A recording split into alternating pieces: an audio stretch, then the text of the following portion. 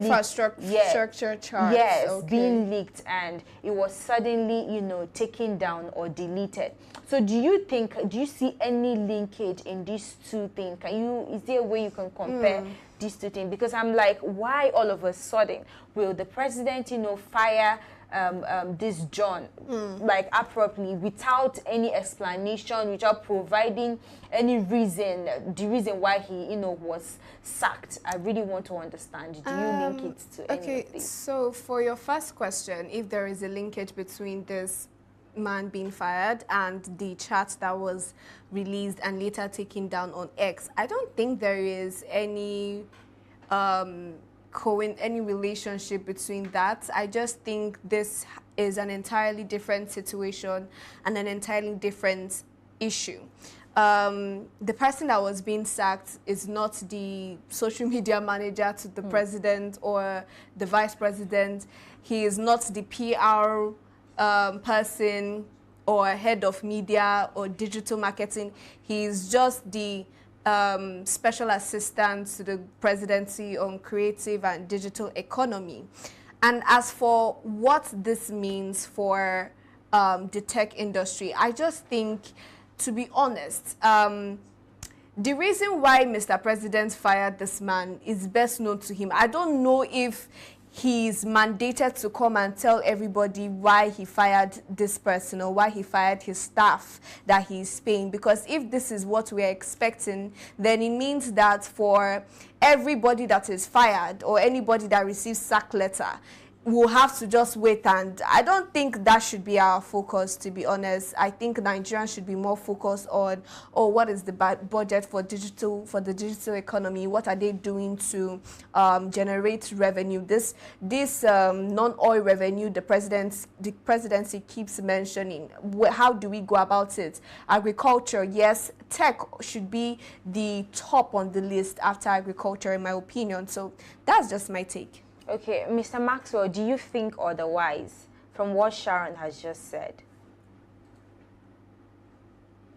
Mr. Maxwell? Yeah, thank you for having me this evening. You're welcome. Can you hear me clearly? Yes, I can hear you. Okay, so, well, this sack, I think it's one of the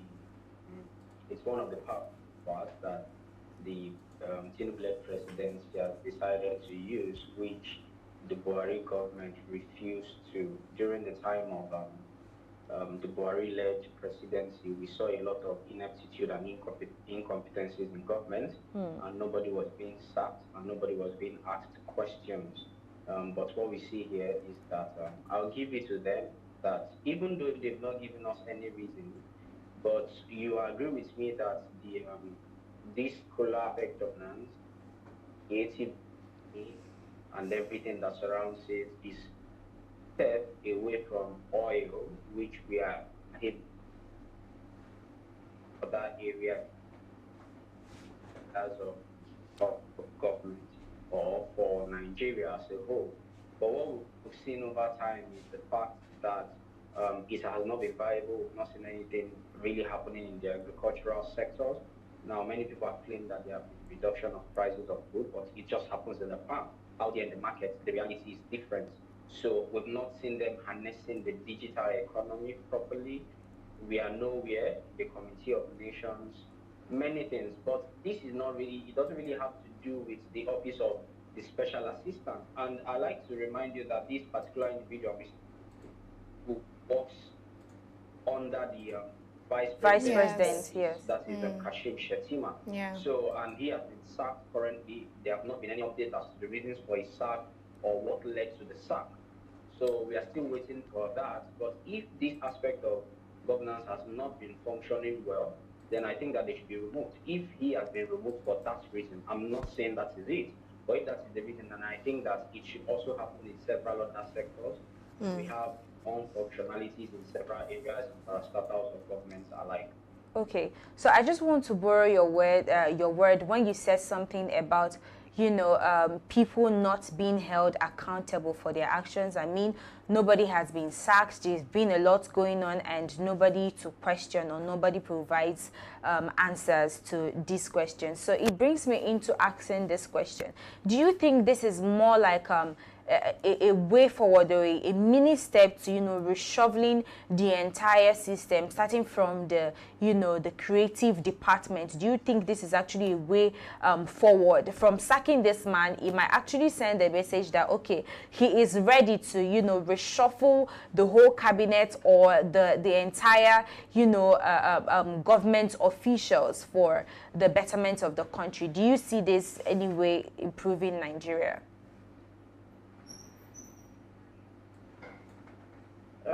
The sack of a special assistant is not really what improves Nigeria. So special assistants, whatever their work reference may be, does not in any way affect the Nigerian economy. I'm talking about the digital economy. That's what I'm talking about. You're talking about what? Sorry. The digital economy. Can you hear me? It's breaking from my end, but I can only hear it's breaking from my. You keep coming and going. Can you hear me? Yes, I can hear you. I can hear you clearly. I was asking that my question is directed to the digital economy. Do you think with this sacking, because I can't really remember the last time the president dismissed anybody in service. Yes, I remember that in Rivers State, the governor was actually quite maybe like suspended when there was a state of emergency declared there. But at the same time, I wanted to know if this is more like Tinubu has actually seen that the digital, management has not been delivering on their duties, and this is more like a wake-up call for them to, sit up. And not just that, do you see it trickling to other sectors? I mean, him dismissing people from office, people that are supposed to, man a lot of things in government, but they are not doing so. Do you see this as a step forward?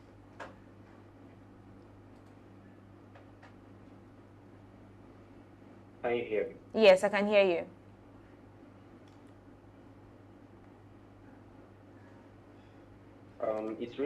It's breaking. I was hearing you earlier, but just to respond to what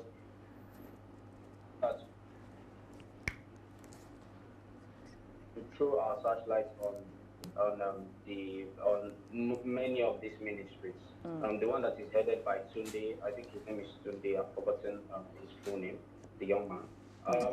We've not seen them leveraging the digital world. We've not seen them leveraging the tech world across several aspects. They claim that this creative and digital economy was going to help improve jobs, unemployment rates were going to drop, that we are going to see a better agricultural system in Nigeria, but it has not happened. This sack has nothing to do with the performance of the persons who are actually holding these offices.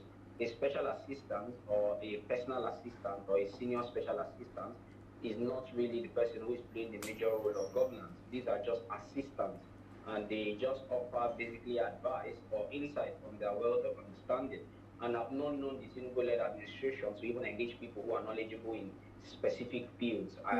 I don't know. This individual, John, is a lawyer. I don't know how exposed he is in terms of digital and creative economy. I'm not saying he can't function in that aspect, but I don't think that it boils down to what they call now. I don't think it boils down to the results that they want to give Nigerians. This is just probably a political shake-up, maybe just a little peace cup here and there about the dividends that we expect from the Tinubu-led administration.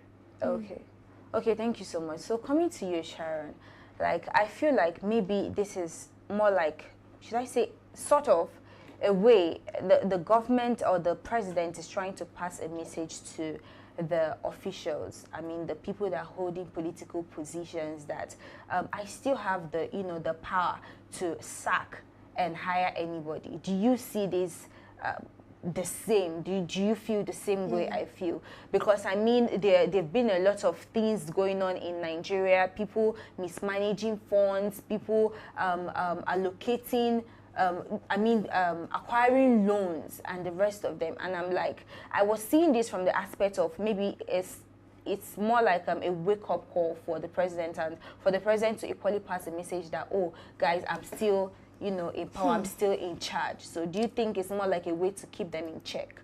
I don't think so. I think for the presidency to come out, or for the president himself to come out and sack a particular individual who is not working directly for him, but for the vice president, I just genuinely think that it should be the norms. I mean, how you run a company, for instance, if you're a CEO, or now we are using Nigeria as that company and Mr. President as the CEO, coming out to sack a staff, there are reasons that he has for making such actions or for doing such.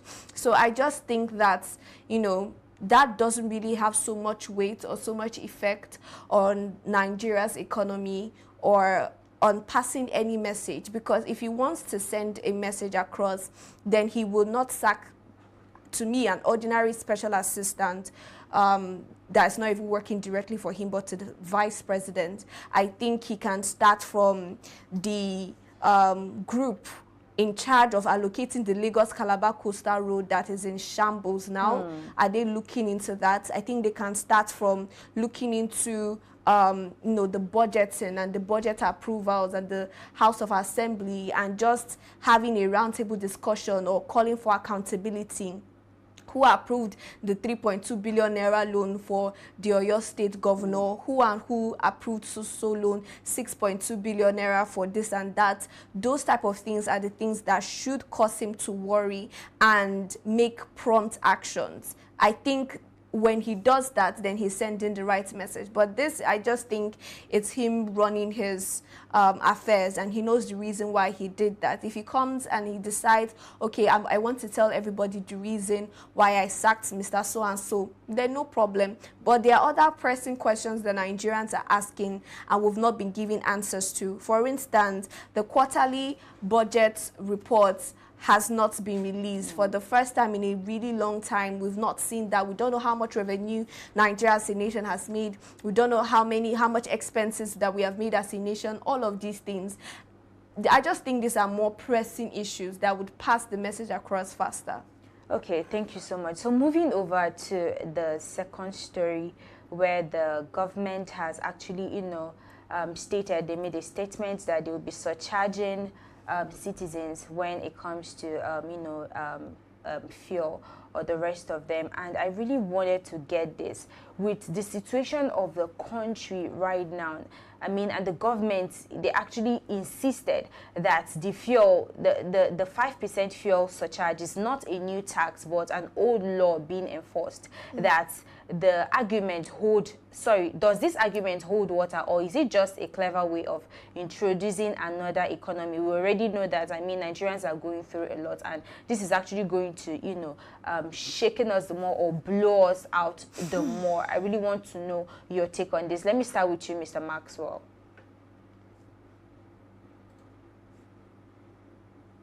Mr. Maxwell, are you there?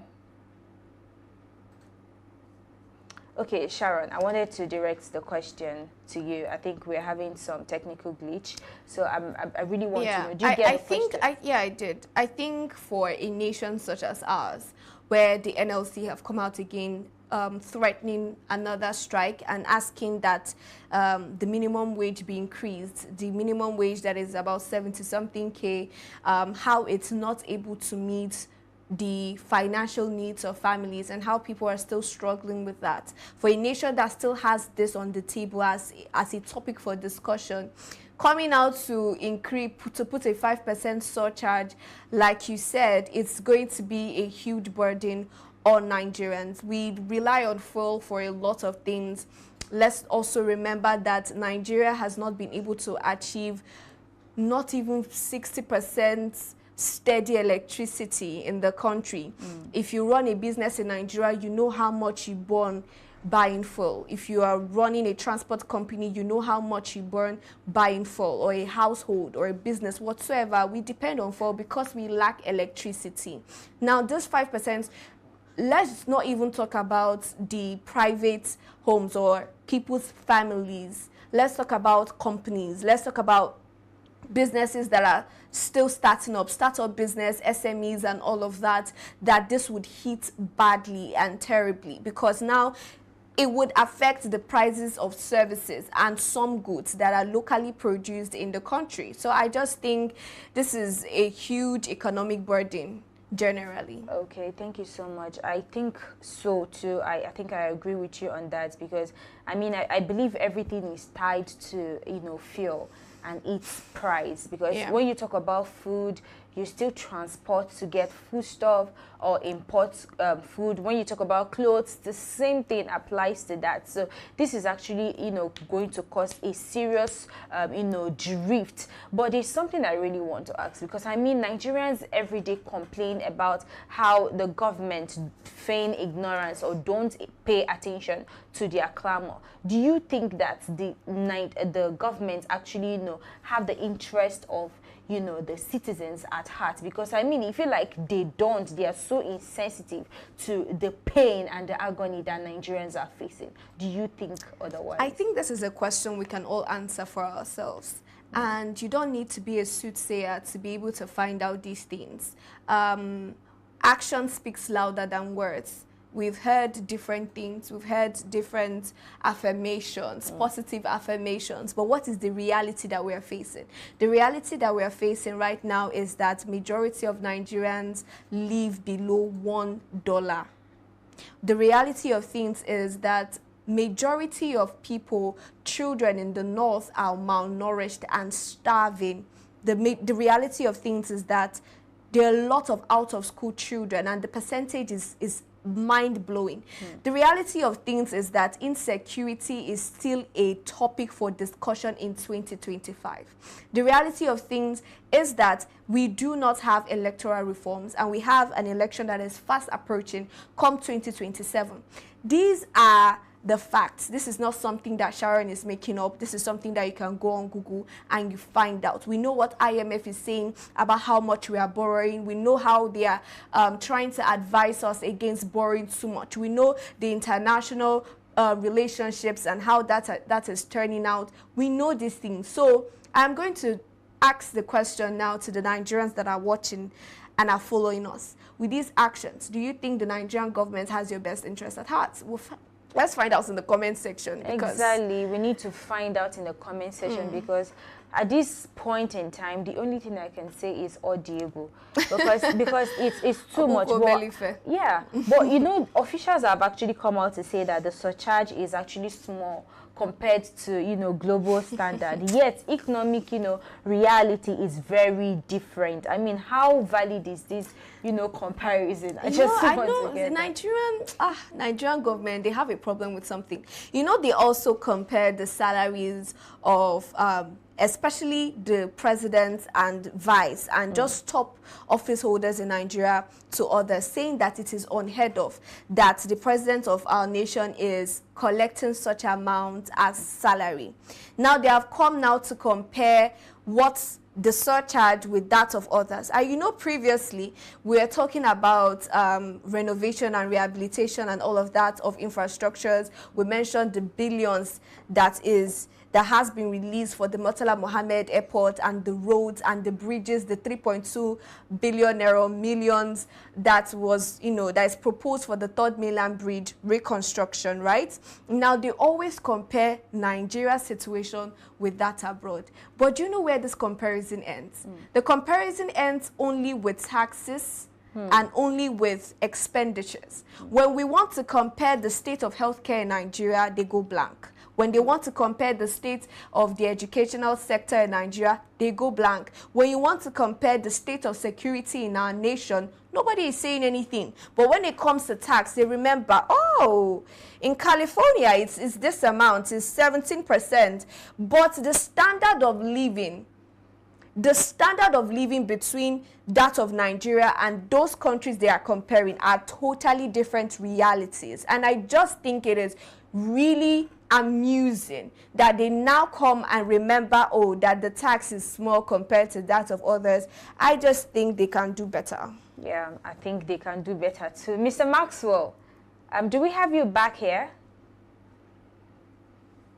Yes, can you hear me clearly? Okay, yes. So we were talking about how insensitive, I mean, this particular, this a particular upcoming issue is currently, and it's quite alarming that these people don't even, think or consider Nigerians before they go ahead to even place anything on the headlines, and it's quite, disheartening. But I wanted to get your view, because Sharon has provided her own view, saying that it is quite insensitive of the government. They don't think, or they don't have the interest of Nigerians at heart, that this is a situation whereby Nigerians are grappling in insecurity, I mean unemployment, and yeah, hunger, a lot of things. Do you buy this same idea as hers, or do you think otherwise? Do you think this particular new development is what their focus should be geared towards, or do you feel otherwise? I think that this surcharge, as it stands, is outrageous. It is insensitive, and of course, it does not reflect the realities of the current Nigerian situation. Now, I read in the papers, of course, where they said that this surcharge has been there in the law. This way, if you recall, in one of our conversations where I spoke about the problems of the new Tax Act of 2025, I've had a lot of people praise the documents, but there are a lot of lapses with it. If you read the statements of these politicians, the truth is in their statement. So when we had the government subsidizing fuel, this surcharge was not implemented. So it means that the government was paying for a percentage of what citizens should pay, and yet they were not charging us for this particular fee. But now they have removed this subsidy. Nigerians are paying the full amount of fuel, and they are still collecting more. It means that what they were subsidizing before, they have that revenue back. It's no longer being expended by the government. Yeah. But they are still wanting to collect more, like the proverbial Oliver the Twist, or the satirical Oliver the Twist, who keeps asking for more. And that's the problem with the Tinubu-led administration. During the last time also, I talked about how it's outrageous to find out that they would be charging individual fees, taxes on individual profits as much as 15%, and then 18% and onwards like that for the first 800,000, and I can't really reel out the calculations now. So for them, it's not about governance. For them, it's just to keep collecting from Nigerians. You recall a few years ago in Lagos State that these were the same things that were happening, where they were requiring people to pay a particular tax fee for parking their cars even in their compounds. So it's a reflect. He promised us that he was going to reflect what he has done in Lagos State in Nigeria entirely, and that is what we have seen. The truth is, like Sharon said, I had a bit of what she was talking about. You don't hear them comparing us in terms of, the quality of life that exists in this other country. You don't hear them comparing us when we're talking about the quality of healthcare in these other countries. You don't hear them comparing us in terms of the quality of education, the quality of service delivery from government, the relationship between government and the people. But when it comes to requesting for money, they keep doing that, and they forget that there is a difference with what we have as what our currency is doing in the market and what these other currencies are doing. Exactly. You cannot keep making this comparisons with currencies that are doing fantastically well in the capital market. Not Nigerian currency. The Naira is not doing so well. I hear them talking about how there was a 1%. Is this what we should be talking about? 1%? Come on. Yeah. Exchanging the dollar for 1,500, 1,600 at this stage of our economy. And people do not understand something. I hear people praising the Tinubu government when they talk about prices of food have reduced. The truth, or the real question we should be asking is, where was it before they came into power? So if it was at 100 naira, they increased it to 1,000 naira, they later dropped it to 500 naira. People forget that it was at 100 naira before, and they are praising them for reducing it from 1,000 naira to 500 naira. There is still an increase, for heaven's sake. So we must pay attention to the reality. For this government, they're only interested in milking our pockets, milking our salaries. Of course, what does it even do anymore? What does it really do with a minimum wage of 70,000 naira? That cannot even buy a bag of rice, that cannot even get you a passport document. These are the real issues. And except they face the reality and stop, and that is why the NBS keep doing what they are doing, and we hear complaints here and there. There are no proper statistics. We just hear people come out and reel out numbers to us. Nigeria is not doing well by numbers. Our HDI, our GDP, they are all in a terrible state. So I think that this is just an attempt for them to just collect more money, personal pockets, and also to use them not really for the road infrastructure they are talking about. If they are committed to road infrastructure, come on, Sharon. So why are we doing highway? Coastal Yes. When we have many major roads within the metropolis, within urban areas, within rural areas that are no longer motorable. I was supposed to join your afternoon show, but I couldn't join it because I was stuck in hold up. Between Maraba and Nyanya, the road was terrible. I spent 1 hour on the road.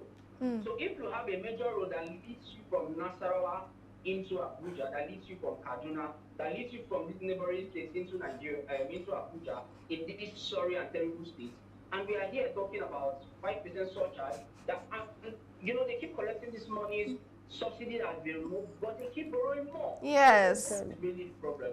You find out that it's not really a revenue problem, it's just a management problem, like we thought we would. Well said. Exactly. Beautifully said. Well said. It's as if these people, every single time they come up with one rule or regulation or one thing or the other just to extract from Nigerians, and it is so sad and so heart-wrenching to read every single time. Why can't they channel their energy to building more infrastructure? Why can't they channel their energy to fighting and curbing insecurity? Why can't they channel their energy to eradicating poverty and hunger entirely? Why is it every single time they come up with this is always about surcharging, is always about enriching themselves and reducing Nigerians to the barest minimum? And it's so sad to to hear and to listen to every single time. But then again, I just wanted to have your take, Maxwell and Sharon, your final take on this. What do you think the government, of course they know most definitely that where their focus should lie, but I just want you to maybe remind them these are the things. If it is food insecurity, fight it. If it is road, fight it. What, as a Nigerian, as a citizen, what do you say to the government at this point? I just think there is a possibility or the scenario where you take and take and take from somebody until there's nothing left. And this is the relationship that Nigerians have with the Nigerian government, and this has been our reality for the longest. At this point, advising this government is like speaking to the walls because it seems as though it's falling on deaf ears. But we cannot stop talking. We can't give up at this point. The road infrastructure that they want to channel these funds to, or the money they are going to get from this 5%, let us look at the infrastructure already that they have done and they have not done well. We mentioned the Lagos-Calabar Coastal Road, Abby. Now, apart from that one, there is the loan that the federal government proposed to take because the NNPCL-funded road projects were halted. Now, that loan is running into billions of naira, if I'm not mistaken. Now we are taking loans to build the infrastructure. And when they were reading about the news, the spokesperson for the presidency came out to say that because the president has a large heart, in his words, has a large heart, and he does not want to see any project that they start to be left unattended to. And this is the reason why they are going ahead to borrow these loans for these road projects, right? And now we are seeing the 5% surcharge. So you are taking from here and you are taking from here for a road that we cannot see. The other day, the Lagos-Calabar Coastal Road now, they said they have underwater drainage system that we can't see. So it's as though this government is, the more you look, the less you see kind of system that we practice. And we can't have that. This is our tax money. Now we are talking about the fact that the government is spending a huge, ridiculous amount of money on travels and all of that. And these are the tax money of Nigerians. The market woman that you know that is only selling pepper is paying tax. And somebody that is holding a political position that is collecting salaries that the average Nigerian cannot even afford in 10 years' time is evading tax. Exactly. It's not for everybody. This whole tax, we are going to still see people that are going to flout this, and it will not be the average Nigerians. I just think at the end of the day, I am not going to advise these people. Maybe Maxwell can, because they need to start telling themselves the truth. They want to know what is wrong with Nigerians, Abi. We see social media. They can go to the grassroots when it comes to election and rallying for votes. Let them go back to that grassroots and ask them what they need. All right, Mr. Maxwell, over to you. What do you think?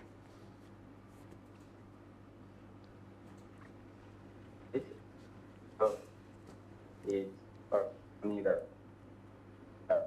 better advice the government. I don't see the single-led administration as one that seeks advice or not even talk about receive or even put advice in motion. A government that has the soliciting for funds in order to do government projects is not a government that is ready to give advice. But what we see here, or what I can say about this, is the fact that Nigerians must pay attention. These are some of the things that we could have paid attention to. Several laws before they were passed, when they were still bills and proposals before the National Assembly, and to speak against it, and also to air their views about them even before they passed even the second reading, not to talk of getting assent of the president. As for the government, if they are really interested in affecting the people, then they should look for several other means to affect the people. We don't see them advancing causes that support small and medium-scale enterprises anymore. We don't see them advancing projects or policies that support, tech-inclined businesses. I like to tell you that even if you can fix, if this government tells us that we are going to do, but you see it, for me, anything. All right. All right, thank you so much. I think at this point in... expecting to do anything. So, thank you. Okay, thank you so much, Mr. Maxwell. I mean, at this point in time, I think the government should, channel their energy to other things and not, keep, this continuation of taking from Nigerians. Nigerians they don't have anything left again, so they should just stop. Do other things, like we are talking about loan that you've acquired. We want to see the result of the loan that you've acquired. But at the same time, two stories, one talking about reshuffling the digital economy and the other one talking about, the government and the charges they place on Nigerians. And all this is asking the question, do the Nigerians or do the government actually listen to Nigerians? But thank you so much, Sharon and Mr. Maxwell, for always doing this with me every single time, even though Mr. Maxwell didn't join us in the afternoon show. But he has been an active citizen for as long as I can remember, and it's quite commendable. Thank you so much, sir, for joining us. And to my beautiful co-host, thank you so much for, you know, doing this with me. I remember enjoying this seat. I don't sit on that throne, but today, I mean, I'm going to leave it to you. All right, to our VVIP, our most treasured treasure. Thank you so much for always doing this with us.